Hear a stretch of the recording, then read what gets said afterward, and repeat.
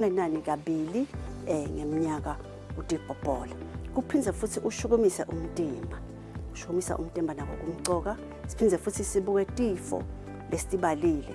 Once watholakala ukuthi sonato le tifo leti, bo HIV, bo hypertension, bo shukela, diabetes mellitus, nako lokho waba nako vakashela emtholampilo, landzelela kubodokotela ukuthi bathi delaphe kanjani, kutawusita ukuthi ugcine uvikele kutholakala ukuthi itinso takho setilimele. Nempilo ke kutiphatha nje nako kumcoka ngoba ukhanza ukuthi bantfu bayathanza ukuthi bese batifaka etitsakamiveni ekusebenziseni ititsakamiva. Lokufaka ekhathi tshwala namagwayi donke tinhlobo tetitsakamiva. So kumcoka ukuthi ungumuntu utipopole emtholampilo kuvikela tinso takho.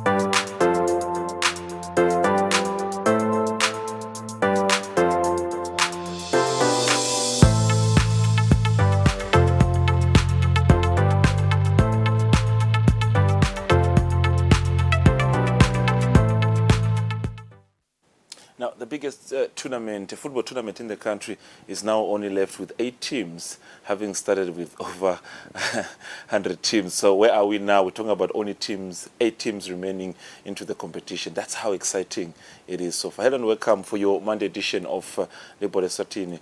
Lapho khona sitabisikhuluma kakhulu kathi ukuthi kule mpelasonto indzaba yeNgwenyama Cup bekuhambe njani ingakhulu kathi the last 16. That's the top 16 teams that we're playing. Now we're left with only 8 teams.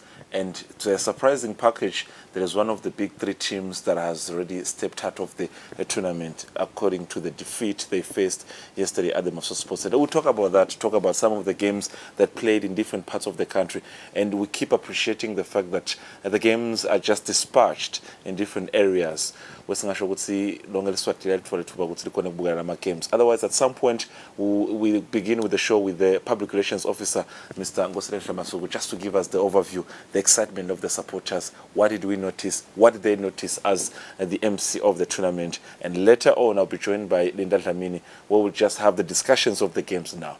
What did we miss? What was short on the grounds? What happened between games between 1 and 2 key teams? And later on, we touch on the press conference of the Football Association, where they have announced changes within the structures of the technical bench. Incoming in to assist head coach Tommy Gnene will be Ernest Mavuso and Nuro Svisondro Ndibane. We'll talk about that, the decision to bring those two until the end of March. Now, without wasting any time and any favor to, we are already in the studio. He's already in the studio. He's a well-known face in the football industry. Ngosile Masugu, Public Relations Officer of Ngwenyama Cup. And he's been actually the Public Relations Officer since the inception of the tournament. Sivusele Masugu namhlatsaba. Sivusele Fabrice, sivusele babukele makhaya umsombuluko. I like how you are maturing with your Siswati. But yeah, we could. No.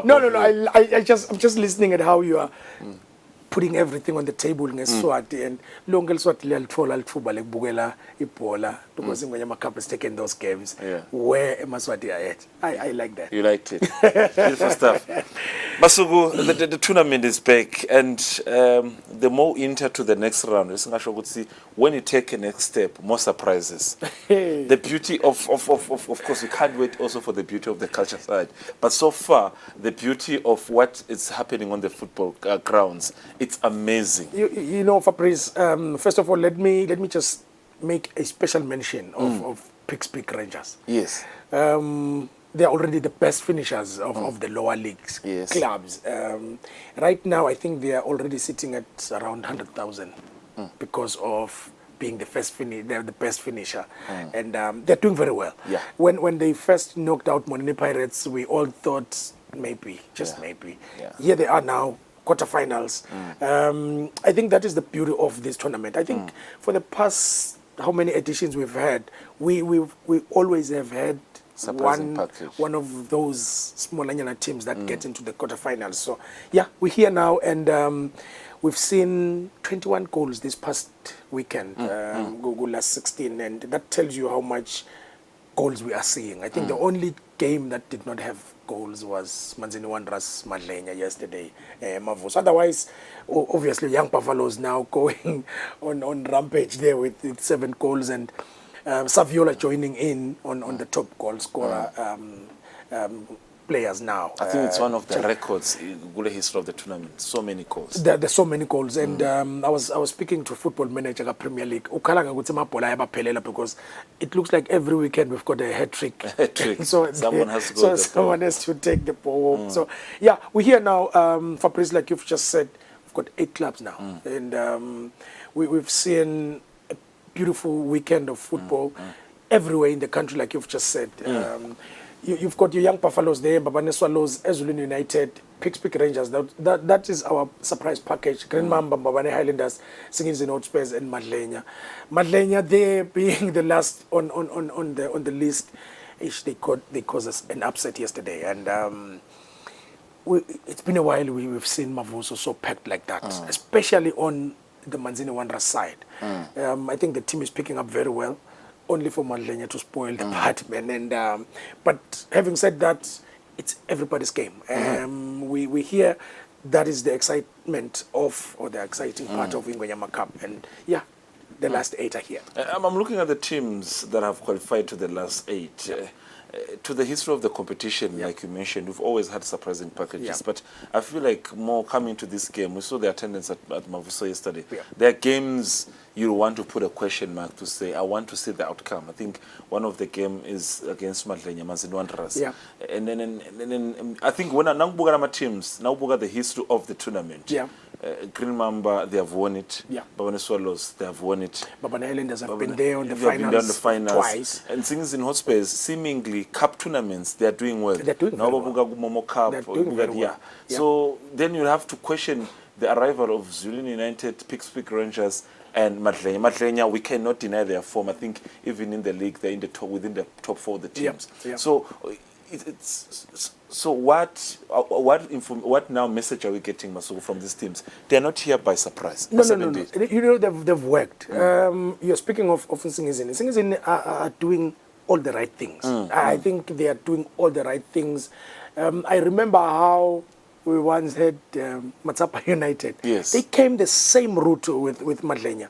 But looking at Madlenya, it looks like they are more stable now. Sorry, with the Singizini, they are more stable now. And the fans, when the fan base. The fan base is beautiful. That is why I'm equating with Matsapa as well. Singizini, they're doing very well. If you look at how they provide transport for their fans, the incentives that are there for their fans, the replicas that are there for their fans. Because for fans, as long as you want me to look like the club, I will definitely be there. And look at the support in Hlangano, and this is what we would love to see. And I think they're doing something very right.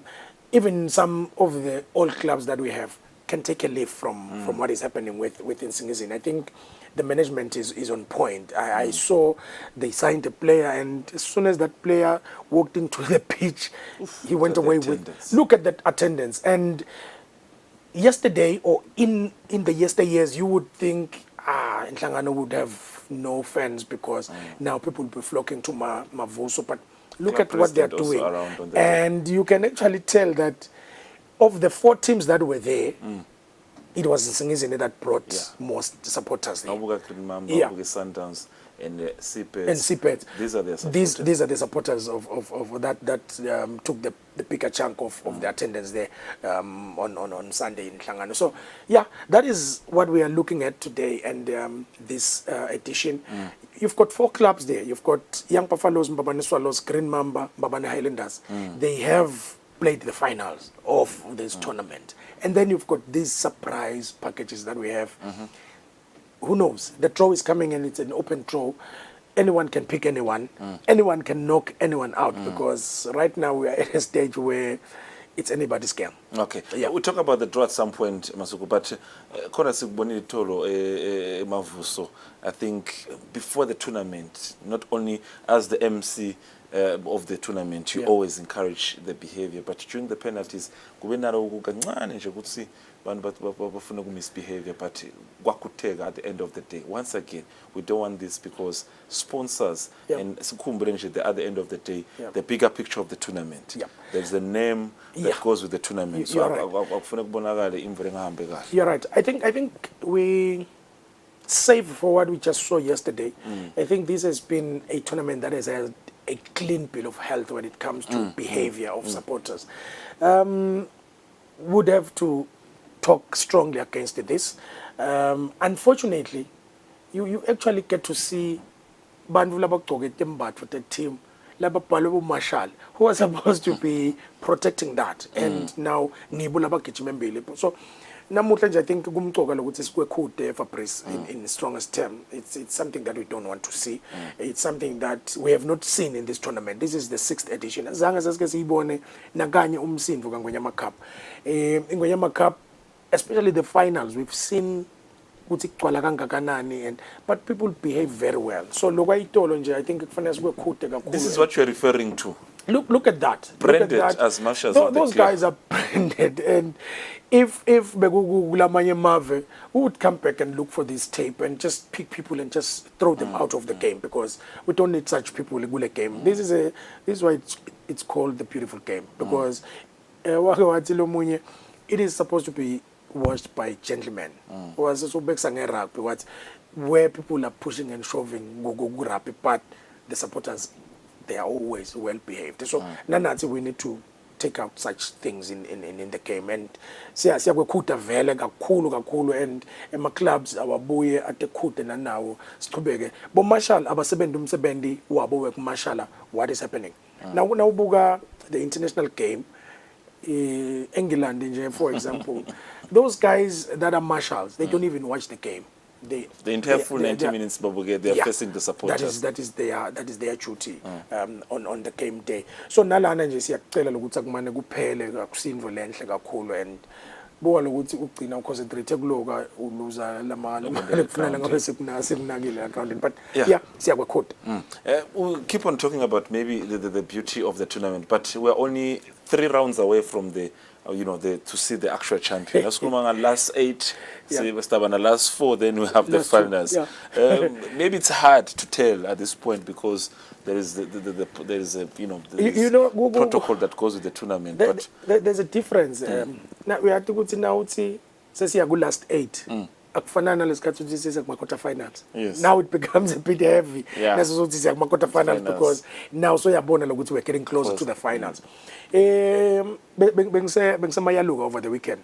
The attendance, I think Mayaluga is also one of the stadiums Lebanon attendance lenhle. Abantu base Big Bend, they do watch. Ganzi nebantu balakubomba banemanzini, they like the traveling. So bahamba kahle lapha sifike sabukela igame lemnanzi, and maybe singakaqhubeka sifisele Felix kwelulama. Felix walimala Pedenhorst. I think igame idlale 5 minutes. I think walimala lihlombe lakhe, and we wish him speedy recovery, and it's part of the game. He will come back. He will come back, and the experience that he has, I think, and we are hoping that he'll be fully fit masinyane. Hopefully, nangabe badlali bakhe can take that.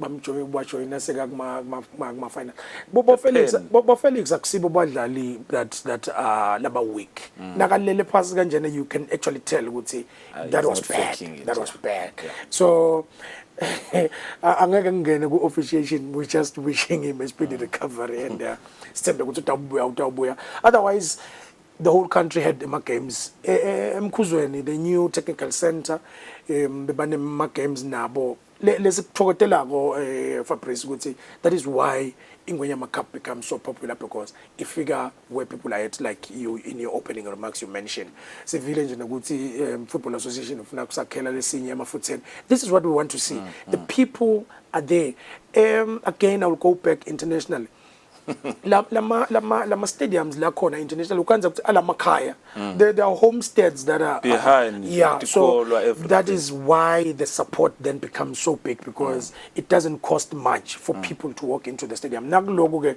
siyakufokotela kakhulu otherwise Ingwenyama Cup is still buzzing people are so excited Fabrice you can actually feel ukuthi they missed the tournament they missed the excitement yale tournament and you can actually picture the finals. Yeah. And that is what we're all looking forward to. Some of the big guns from the Manzini region are no more there. Moroni Pirates, Manzini Wanderers, Denver Sundowns, Manzini Sippets. Yeah. Now, we left with Zulwini, Babane, and Pixpeak people. Let's talk about the next round of the draw now, because that's what they want to know. If the draw is conducted, maybe Vetera would see Lang and Dinini. If the draw is conducted, when can we expect the games? Because at some point off record, would see automatically the same weekend. We've got other competitions like the league. When is the draw? When are the next round of fixtures? It draw here to Fabrice. I think EMC down meter kusasa. If we are lucky, we may see it later in the week, probably Friday. But Emma games are not playing this coming weekend. Yes. As you can see, we've played one weekend, skipped the weekend, give the other tournaments a chance. But it's highly possible that we will have Emma games after this coming weekend. It's highly possible. It's highly possible. Because ubuge, like you've just said, unfortunately, Emma dates are the final. Abal kunyana awafana nalala manye because we have to wait for the of course so ubukela ukuthi kwakethu stawudlala until the semi-finals then we wait for the official announcement of the finals but what we were looking at is skipping a weekend or two after any other tournament that we have in the country then we have Ingwenyama Cup so it's not playing this coming weekend so that is a showcase if it happens this week, it may be later in the week, but chances are it's going to be early in the week next week. All right. Yeah. In my opinion, I want us to round up the interview, Masuku, but in my opinion, just can you try to influence the MC next year? Yeah. That maybe once the teams are figured out quarterfinals, go in the first round and second round. First leg and second leg. Yeah, first leg and first leg.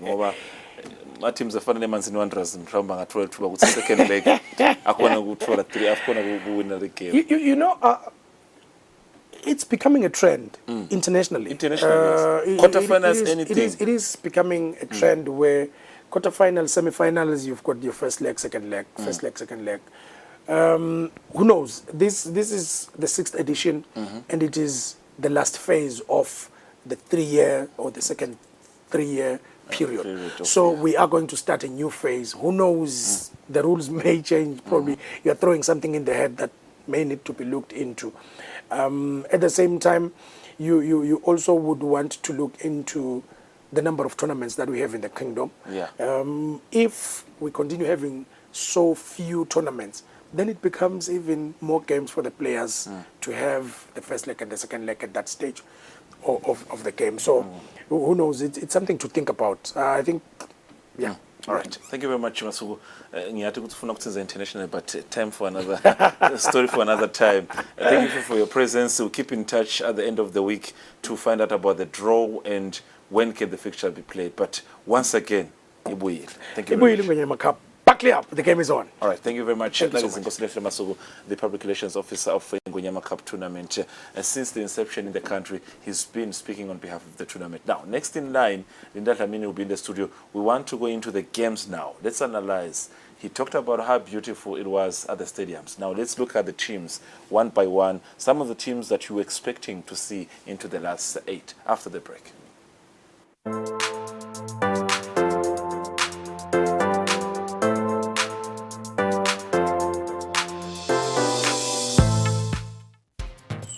Hello everyone and welcome to the show. You know the vibes, it's the beat down. The time is 8 p.m. It's time for you to relax, sit back, relax, and enjoy the music videos that I got for you. Moving no direction, like it's a calling. Feel alive in the middle of nowhere. Shake the ground and burn the air. So yeah, yeah. You don't have to hold back for anything or anyone. Just on this.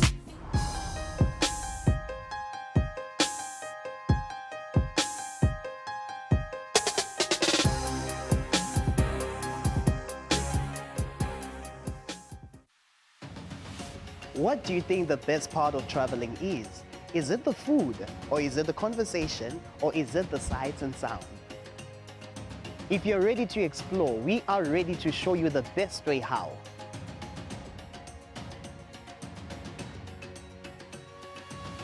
We'll give you access to the best luxury getaway sites in the Kingdom of Eswatini, and of course show you vacation sites that suit your budget, because you do not need a lot of money to actually have a great time.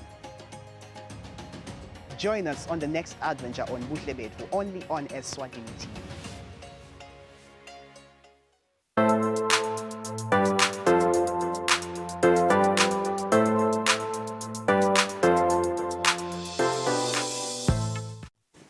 Now, Eswatini TV, this is your Monday edition of Libhola Eswatini. We are all about football on Monday. We just want to touch on what was taking place over the weekend.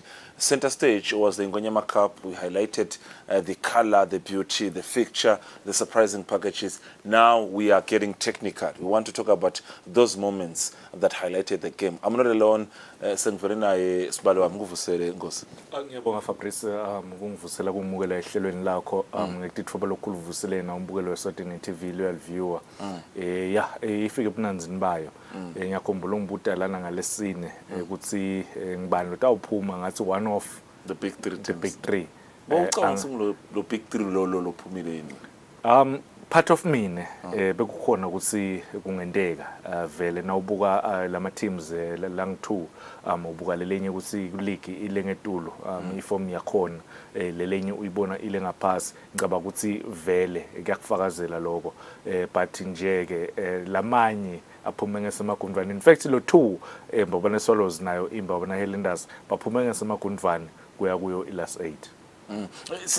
We normally have a tendency, Master, whenever we have such surprising packages where we focus on your wanderers and everything, and we forget that there are actually teams that put a record.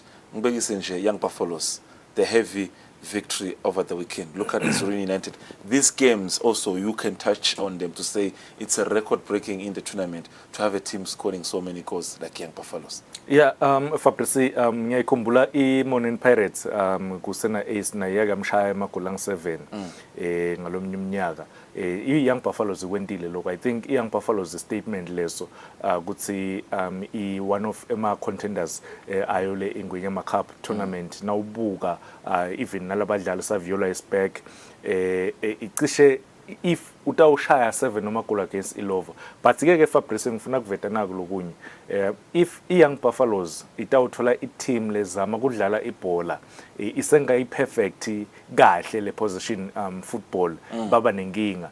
Young Buffaloes iyakuphanisha because power play ubona bayibakhame vele from the get go minutes number 1 till the last minute. So if wena lama breaks lamkhatsini tabohle uba nawo nawuthi uzama kudlala bafike ba intercept ba counter tonke letinvo leti uyayistrugglishe ukhanza ukuthi vele sebashaye emagoli lamanyenti kakhulu bamshayele 7 against Ilovo ngicabanga ukuthi for yena coach Botsotso ngale ku Ilovo kutsenga ukuthi abuyele ku drawing board inyalo sikusele ama games league abuyele motivate abadlali bakhona pick up babuye kule result yayo They ingwe were not the only team sending a message, Master, on the weekend. Young Buffaloes, you'll have to touch on Zuluini, Pick Rangers. These teams heading to the next round, Master. What are they saying? We haven't had a draw yet. But are they sending a message? We are the Buffaloes. One record length of the tournament.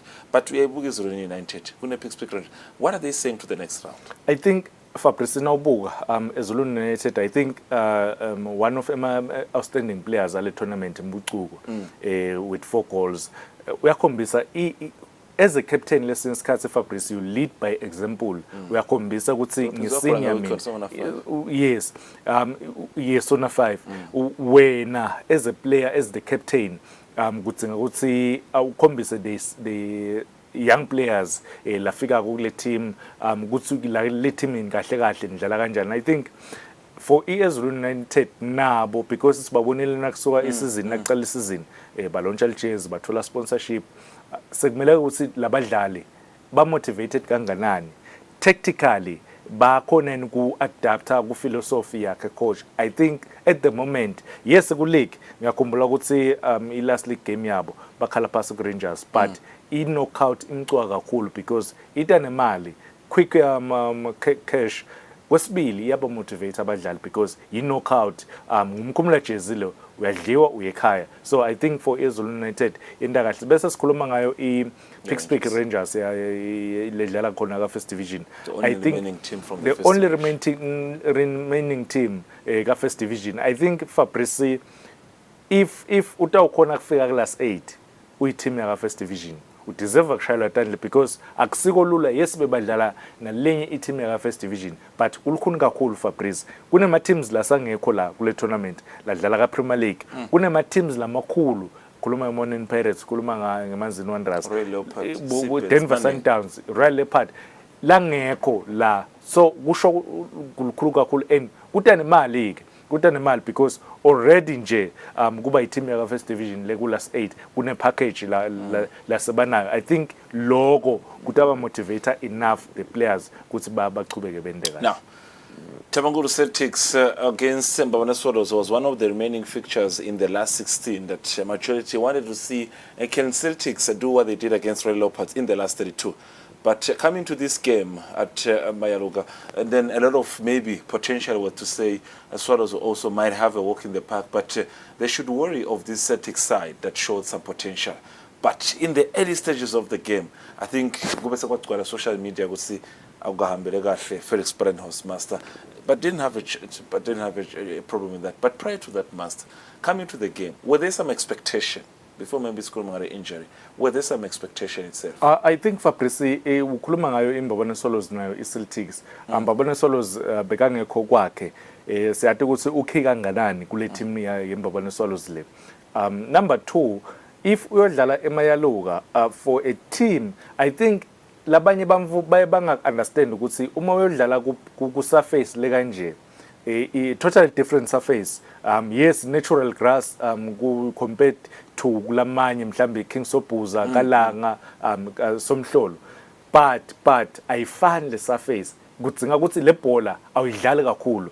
If utawuthola team, that's why labanye ama teams I enjoy ukumix abadlali eMayaluga enjoy ukumix abadlali emhlume because naba labazama kudlala le bhola abayikhona ukudlala kule surface le weather conditions also even the weather condition ngicabanga ukuthi wena as a coach the technical team dzinga ukuthi bese itshela labadlali ukuthi namuhla igame plan ihlukile kancane njengoba ngisho ukuthi bekangekho yena kwakhe midfield bakhona amanyisa akhona Tiger Neliso.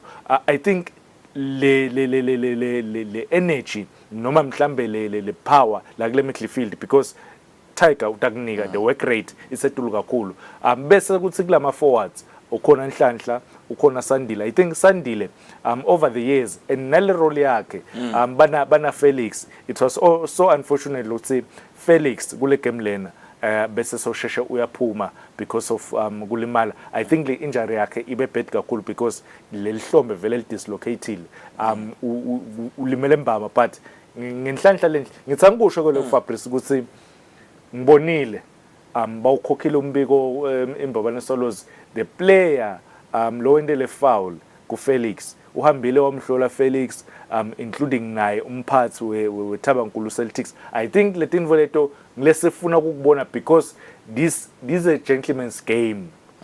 Master, ngiyakuva lokho, the injury is bad because even some comments from the supporters is that nageta umdlali vele you could tell ukuthi he was aiming for something, but ngikhana nangu Rafera Master is one of the top referees in the country. In an incident like that uputhelani ukuthi at least laba tempiro basheshe bafike groundini just Lusito because kuyamnyukela in terms of lama mistakes. This issue, let's talk about the issue of Wanderers and Green Mamba, the offside. Sekuqala kuba ngazi ukuthi he also can lack concentration. I think Fabrice kule incident le ngithi mina as a referee awayibiti le foul wakhoshina lo mdlali lo wende le foul, which is wrong, but nasobona le injury ukuthi ibad kanganani, you can come back. That's when, because as a referee ufuna kumonitor le situation iqala ukuthi kanjani lo mdlali, then uyambita lo wende le foul umkhoshina because umdlali noma ungamona sengithi nje umdlali uhambile wayokwenda iteki waphuka lo mdlali wangabona wena as a referee ukhashana wayenda wababita bodokotela, but nasombona lo mdlali lapha phasi a bleed aliphukile lenyawo, then uyambita lo mdlali wamkhoshini. I think yena Thulani Sibanzi kumshiyile la bekudzinga ukuthi lokungenani ikhoshini all right, the injury, we'll talk about the effect now. Ngusandile as one of the team senior officials, umthetho uyavuma yini ukuthi naye angangena ground in Master? No, akuvumi. I think unganyongile simo. Yes, usukwayifaka kakhulu enhlitweni kanzi akameli phela yena as general manager club as iBOG because currently iBOG yes board of governor yembabane swallows ka PLE. I think akameli ukuthi bese ungena ekhathe groundini not unless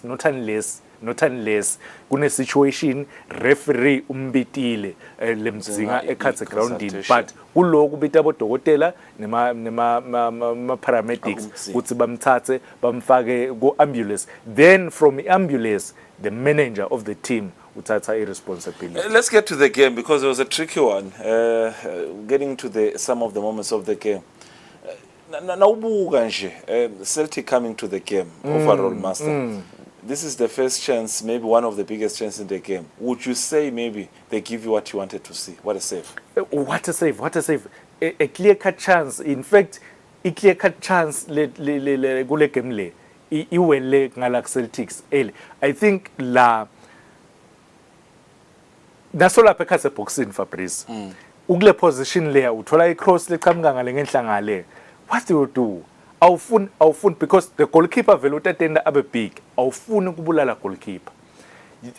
Decide ukuthi ngiyaphambatisa le bhola angisebechamka enhla. Mina invole ngentako ngibiyisela le bhola enhla kufa post. Simple as that. Wafuna kushaya noma wafuna kucomplicate a team. But the build up on its own, Master. The build up, I think the build up because beyiclearishwa le bhola and na ifika la uthi ngihedele i-teammate yami iye ngale ngenhla uyayiholder then I take on umdlalo wembabane solos ngiyayenda le cross ngiko ke le ngisho ke Fabrice la awufuni awulibhende kakhulu linyawo le bhola uyibisela ngasuyibisela enhla because goalkeeper vele utatenda abe mkhulu. I think la ngicabanga ukuthi wrong nakhoza wrong technique lesentshetisiwe la kuqetsa la, but bekumele ukuthi kube ligol leli bekumele ukuthi kube ligol onside. Okay, yes, sure. Yeah. Confident. Now the game carried on and then the Celtic coming to the game, especially the bigger part of the game, you would say they were better. Now they moved the ball, they could distribution, but at some point we're seeing Karanganama decisions of maybe some of the players within the Mbabane Swallows, but Celtic was better overall. Yes, better, but kungena kwa I think sizwe lwethu kunenvula sakhonile over the past 2 seasons kuyenda cishe kule team Mbabane Swallows, so yakhona kuwenda lama 1-2s phinza thathe on ema players cishe so improvile kuloko. I think yena nanhlanhla Angwenya naSandile bakhonile ukuthi babe sebakwenda lo lebe kumele ukuthi bakwende cishe kakhudlwanyana, because I team lenjenge Celtics but with speed counter but akulimata, uyabona ungafuni kuba matcha lapho wena zama play. Yes, ngishilo ngasi mhlambe le ground alekuvume, but once le bhola yabalanga kuwe ba vulnerable, then nhlanhla Ngwenya une speed, Sizwe lwethu une speed, Sandile une speed. I think logo bese sokusebenzisa advantage yale team. Now second half, I think that's where the better part of the highlight in terms of what Swallows did. Nasimbuga Sandile at some point just finishing that goal. I want to talk about also the build-up maybe to the goal. Leon Manyis, was this deliberate? No manje bekashaya nje yamthola. Fabrice, this nakulele ngikhuluma ngako mina, ngikhuluma ngespeed, ngikhuluma with the long passes, because kulukhuni lokuthi vele utamenda lo 6-7 passes la ku-midfield. Kudzinga ukuthi one of the players Manyisa capability capable ekwendeni lama long passes, uyabona. That long pass we understand ukuthi Sandile ugood kanganani, in fact the speed sisekhona ngakuye. Uthi okay angimfakele I defender 1v1 utawukhona kumshielder ngicabanga strength siya counter logo, then power behind the ball. Yes, ngiyashaya a goal. I think from the build up, the pass, the long pass, the speed yakhe Sandile, the finishing, the power behind Everything the ball. I think this is a good goal. All right. Now they went through to that one goal courtesy of Sandile, a beautiful finish from that Leon Manyisa's pass, and then they're into the last eight. But they gave them a hard time, as now Bugi Celtic. There's another chance maybe from that second half. If maybe this was to be benefited, we could be talking about different story. If I press ngikabanzi experience le. Mineke utamchazela master ukuthi Kingsley ulike ukuthi la yellow card uyatfola based on what the referee says, because now buka the incidentally. He wanted the play. Look at how he gets the ball. He wanted the player, master. Meaning ngiyayikhala yellow card. No. Okay, Fabrice. I think he wanted the player Sevumira. Lana nje. Akathola ibhola. Open boot. Kune force futhi lapha. Le force la hamba ngayo ayojuba lomdlalo. I think if maybe beyingabuyela ku VAR, because nako lokunye Fabrice lesikhohlwa ukuthi City VAR kulamavela eBongilandi uthola ukuthi Rafael akubone sekakubona communication. Yes, ku VAR, but la I think because uyibonile Thulane, because nawubona nje akameli not athi advantage uvele wathi nakayibona into le foul ovele wayibita waphakamisa yellow card. I think le red card. Because to my understanding, this is deliberate. This was done, but there is also advantage of play. Then he went on to take a shot, but the incident itself, he was able to pick that it was a moment for a card. Now, moving on to the next game, master. Let's talk about, this is the Swallow side from Mbabane. There's the other side of Mbabane Highlanders. They also went to the next stage, but it wasn't an easy road. It wasn't an easy day. It wasn't an easy performance. Overall, master, did they give you what you want? Now, the performance here. Coming to the game, Swakile now is more of a regular, especially in this tournament. Did you get what you want?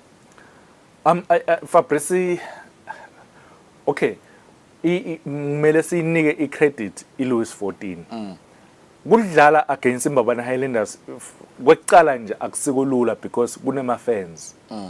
ahlabelela need ama-fans kakhulu. Yes, Manzini Wanderers ngala eceleni beba-cherish, but kudlala neMbabane Highlanders kunema-fans, the team itself yinkulu, so lathi ngcono 10 nayo nithi vele thina sima-underdog, but ngile ngihlale kusho kaFabrice ukuthi kulukhuni ukudlala ne-underdog, but credit kuyo iLouis 14. I think from minute number 1 bakhombisile the commitment, everything. Midfield bayidominatile, i-midfield yaPopu, i-midfield even nayo i-defense, because kunabo phelana emkono. Nawubuka nje the 1-2s labe bawadlala the Louis 14 players, I think badlale kahle kakhulu. There's one player lengijabulise kakhulu, I think Nkolani wakaDuba, jersey number 11, that side. I think Fabrice, what a player, so confident, so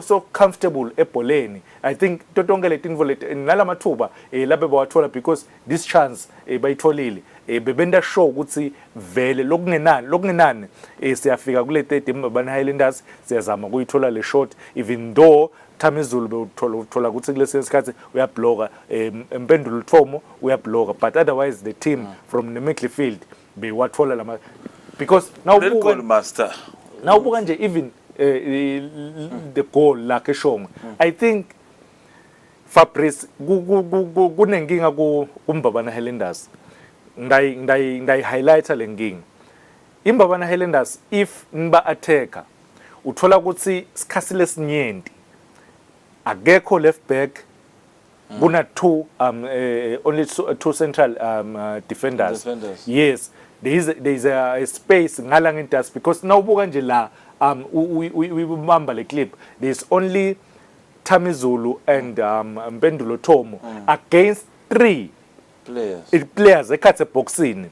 Uyazama blocker Tamizulu because there's no one la ngentasi lofikile wacover. Uyazama kuyiblocker le bhola, but sekushiya Mpendulo Thomo ayedwa ngale ngenhla against 2 players, because kunemomvemva wakhe naye ngicabanga ukuthi i-marking yakhe kule situation lena beyikabi, because kunemomvemva wakhe akabuki. Kan as a defender, in fact, if we are the last defender, because Tamizulu already so tilela ngendazi the last defender Mpendulo Thomo lekudzinga ukuthi yena bese so overseer the whole situation ngale ngenhla, otherwise kumshiyile ligoli. Goalkeeper, would you say something about him trying to save that ball, master?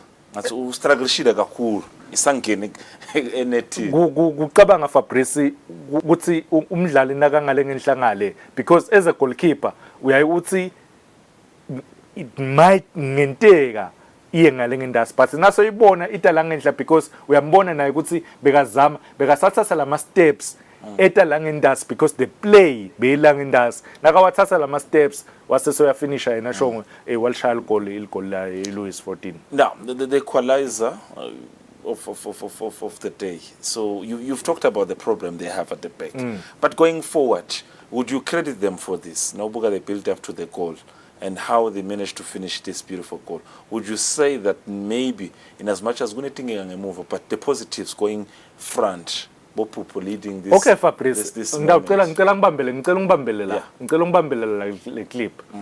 iMbabane Highlanders kunema players Swakhile ungeneze sub, yes, right there. Ungene as a sub. Nakangena Swakhile bekunesikhala lebe sikhulu kakhulu la ku-midfield. Lebe idzinga ukuthi iMbabane Highlanders isebenzise i-defense, because kuna ilikhohlola nomdlali kani favorite player jersey number 8 iMbabane Highlanders. Owusu. Yes. Kunaye labeka ngakhona ukuthi the midfield. If kuna Popu kuna Swakhile njengoba ngisho ukuthi ungene as a sub, bekudzinga ukuthi the spaces angabe makhulu kakhulu. Kule introduction yakhe Swakhile ubese sothi okay ngayithatha le responsibility, because le tinombolo bathi ngeta sebanyenti lengaphambili, Popu go forward, ungene khase boxini wena uyende the creativity yakho ibe sekhase boxini. This is what they want him. Sibusiso Thwala ungene as a sub naye umdzingelana Sibusiso Thwala always utamkhanza sekhase boxini. Kwentile ke Popu ungenile khase boxini wayiphasa ibhola kuye because nangi nje Pupu uyambona ukuthi usembili kanganani so forward kuyo iMbabane Highlanders vele le introduction yaswakhile beyidzingeka la kuMidfield kude le midfield labadlali bataba banenge Pupu atophusha ayengaphambili then le creativity itabese iba yinyeni but lokunye lengicabanga ukuthi coach kumshile because for a very long time mine bengidawususa kuna Thamizulu kuna Vusi kuna Mpendulo Tom. Mpendulo Tom is a midfielder. Uyabona ukuthi game uya trailer. Thatha Mpendulo Tom umfaka midfield.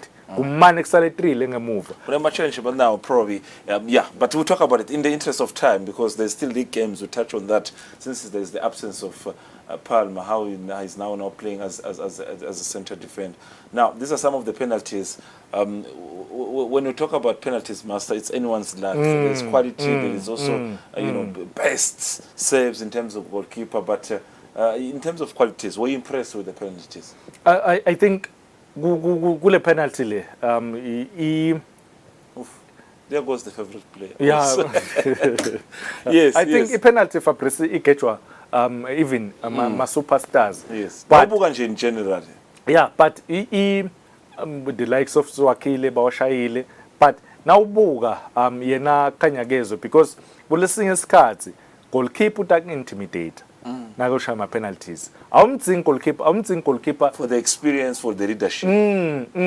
Phinze ke umdlalo ne experience ngibonile mina Fabrice ithi tena kushaya le penalty ekugcina utshele the players eMbabane Highlanders nelbench wavele wathi no kude lo tako nyalo ngiyayicetha le game when they sign mhlambe emoyeni the sign ukuthi ngiyayicetha le game ngiyithatha le penalty ngiyayicetha game wakwenda vele lokho wayicetha game Mbabane Highlanders are through to the last 8. All right, let's rush to Wanderers now. The next game of the day at Mausa Sports Center, that defeat against Maltenia. What a game! What a game! And I think it was the topical game of the draw. Coming to this game, what was the expectation? Fabrice, lesinye isikhathi igame nayikhulunywe kakhulu. Iyayenda ukuthi ibhore. Yes. Igame yakhulunywa kakhulu kuyayenda ukuthi ibhore. Ama expectations abasetulu pressure on the players. Lesinye isikhathi lomunye ngathi ibe too tactical but ngathi mine these two teams etekule game lena esabana kakhulu Fabrice. I think bekude mhlambe ema clear cut chances more special first half. Bekude ema clear cut chances lamanyenti. Second half bese sekuyaqala ke lapho team versus ngathi yes nile incident lebengifuna ukukhuluma ngayo Fabrice. I think if when as a defender utayenda itackle so lala pass ungayitsinzi ibhola umtsinze lomdlalo umgile yifoul. All right, in the interest of time, take a look at that once again. But Master, we this is where we are. We support with the visuals, and I think it says a lot. There's a lot. It's a contact sport like Strasisho, Master. You will find it even good when you move closer. There was even the pulling of the jersey prior to the foul itself. So consideration.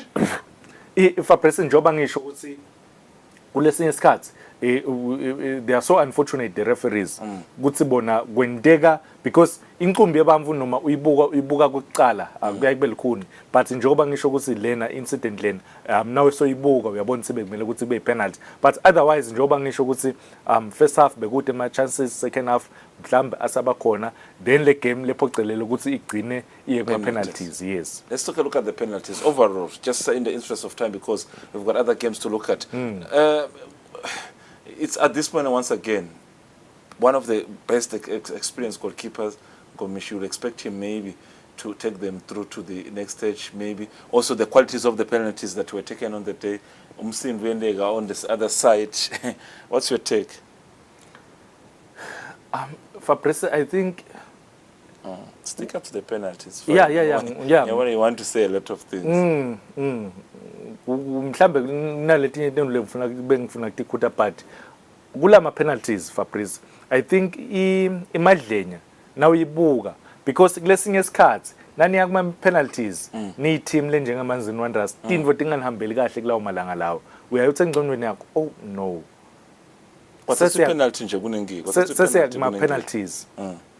Asati ukuthi ngenteka sibe nenhlanhla noma ngenteka sibe bede because le body language iyakhombisa badlali bemadlenya. I think nawubuka ubukela even nabe penalties they were more relaxed. Kukutshela kona ukuthi engcondweni yabo bathi siyawina noma siyaphuma sifikile kula 16 side ipressure bakwentile ke lo. I think ipressure beyikakhulu kuManzini Wanderers. Now, King Sobuza, as you can see at Mausa Sports Center, that's how the story unfolded. Maldenia taking their penalties very well. But when you look at also, when we're just still looking at some of them, like you said, sometimes it's the pressure. The Maldenia players, okay, it's a save this one.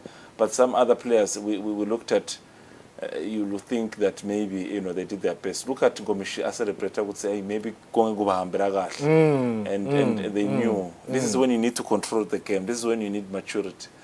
But what's when they got to win the game? Ngicabanga ukuthi Fabrice i-celebration yangomishi bese icaba ukuthi i-Wanderers iqhubekile but kwangenteki lokho. And I think this is why we need a scoreboard. Nase kusho ipenalty kuyabhalwa la neThomas because nalabadlali phela they get confused ukuthi kodwa shenga. Ngicabanga you need a scoreboard at the stadium. Vele uyayidinga Fabrice uyayidinga. Lokhu bese sekwenta ukuthi yona imadlenya. Na ipenalty lebakhokhi. Naye. The winning penalty. Sandile. Kubhlungu. For my fans, but ke Fabrice lengak understand why bese se wonke umuntu usoya ngalemva kwelipali because ba close kakhulu man, ba close kakhulu. Ngiko lokunye lokufakela ema players ipressure because nasensonzele kakhulu anything can happen. But ke nama celebrations ngene ekhathi groundini dinvo letingaka avumeleke ukuthi tendeke but congratulations kuyo imadlenya no controversy no whatsoever badlali ukuthi bende ini they are true to the last 8. I think in PLE executive member Mr. Chuluka Kamez is doing a fantastic job with the team nayo technical bench yakhe lilidwa nguye William. I think they are doing good job. Now let's go to Nhlangano now where we had the defending champions Green Mamba. We had also other teams like Yon Singizini. But let's take a look at Green Mamba against Manzini Sipets. The first goal, Master. To me, it doesn't look like a powerful head, Master. Beautiful cross from Shavi, but No. Fabrice, there's one thing let me understand. I know Tangchela would see important flow is the hard to defend. Yeah. If Fabrice, if nganike credit kuleli goal leli. Awa understand ma bhola la headiwe. Kwekuqala nje the technique yasikali. Ngicabanga over the years simbonile akwenta lo countless times. Look at the jump. Look at the jump. Have done the bet. Better than Fabrice. Look where he's standing when the ball comes. I think Fabrice the most difficult ball in flow. Number 2, if it afike yende le ibambe la pass. Lukhuni kakhulu. So I think let's goal lelihle leli. Sipet's goal. Ngiyakhala Master, this is an offside. Okay. I know. Moment Mosi releases the ball. But Fabrice before speak go offside. I think strength say Manzini Sipets. Speed. Strength sabo leso because you still have Bomuzi. Look, before the comes, it's a clear one, Master. Njoba ngutshela ukuthi speed. If Green Mamba be attacker, then yase counter attacker Manzini Sipets vele takupanisha because speed sabo sikhulu kakhulu le game igcine iforsiwe iya kuma penalties. Experience counts. Good players. Good penalties Fabrice. I think the senior players abo Skal bo Makonase bawashayile but Fabrice ngifuna kusho ukuthi if utawuforsa igame knockout le vele sikathile kuthi lama games incumbi yawo ayekuma penalties because kude umuntu lofuna kuphuma ku-knockout but-ke utawutsini Fabrice, I think i-penalty njengoba sengishilo ukuthi igejwa even nama-superstars. Now, the defending champions had to go through the penalties, and as you can see, like you highlighted, beautiful penalties were taken, and some beautiful saves as well. You have to mention goalkeeper Wendy Msebendu on the day. But just credit to the defending champions. This is where the experience counts now. You need to see the best getting out of the best, and we saw what we saw. Those are some of the saves now that confirmed Fabrice, number to the last kubhlungu Fabrice igeji penalty ngaqoqela ngathi in 2007 ngihamba ngithi hambele edolobheni inhlangano bathi akusiwe lo goalkeeper lo wageja ipenalty zidlalela inkomo le boyisukela ngani kanzi wena vele goalkeeper ubofuna uhlale ephaleni. Now Tsingizini Denver Sundowns, it was a colorful day, master. Bekufanele vele bayinele game, the pressure of the supporter. Fabrice ngicabanga ukuthi Insingizini mhlambe lo munye utawuthi kunjanjanyana but siyanika icredit la kumele siyinike khona. Ukhuluma ngama fans, the atmosphere, then le energy lelethwa ngama fans transfereka ite la kulama players, the captain Pius before I think le header le now ibuka lothi from positioning near post, then the flick itself, first goal and the celebrations, yayo Insingizini not space, first goal, the run from the run, understand ukuthi le bhola iya kuphi, uyedwa uthi okay angihlangabete pha lengikhumbula Didier Drogba lalishaya against Bayern Munich ku Champions League 2012. So this is a good goal again. Beautiful stuff. Now, they're out, Denver Sundowns, for the champion. In the interest of time, yes, I thought time was against us. Let's look at the second goal, but time was against us. Master, in the defense, but in front of their fans, I mean, you would expect this. Yona Insingizini no space slowly but surely improvement uyayibona uyabona ukuthi baphokopela kuya kuphi now nyalo baku last 8 njoba shilo ukuthi la kuma knockouts cishe uyabona ukuthi ku the past 2 seasons batshela ukuthi bafuna vele lokungenani kufika ku semi final noma ku final.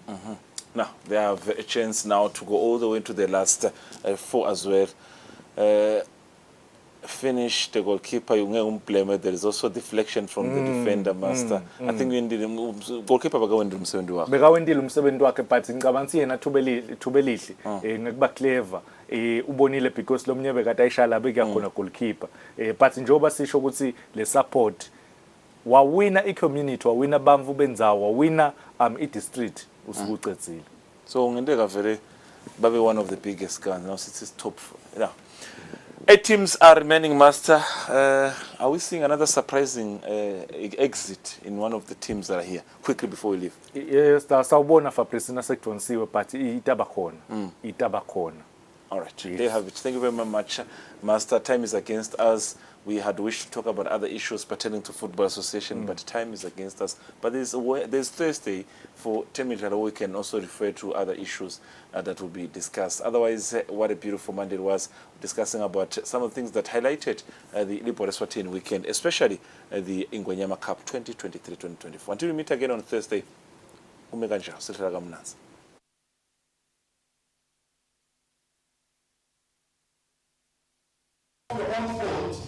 But because that's what it is doing. A few people. So how is the people